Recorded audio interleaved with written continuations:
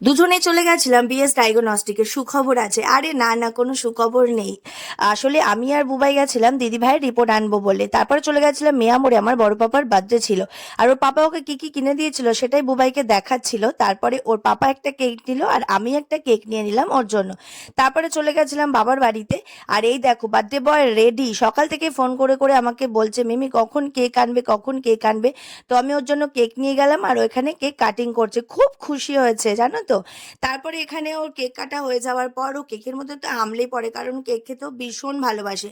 তো যাই হোক, ও ওখানে তুলে তুলে খাচ্ছিল বলে আমি ওকে বাটি করে একটু কেটে দিলাম, তারপর সবাইকে একটু ভাগ করে দিলাম। তারপরে আমি বুবাই আন্টি আঙ্কেল চলে গেছিলাম একটা ছাত্রী বাড়িতে, কালী পুজো ছিল সেখানে। আর এখানে ঠাকুরটাকে এত ভালো লাগছিল, এত সুন্দর করে সাজিয়েছিল, ভীষণ সুন্দর লাগছিল। তারপরে চলে গেছিলাম খাওয়া দাওয়া করতে। তো খাওয়া দাওয়া করার পর চলে এলাম বাড়ি। আমার ভিডিওটি ভালো লাগলে অবশ্যই সাবস্ক্রাইব, টাটা।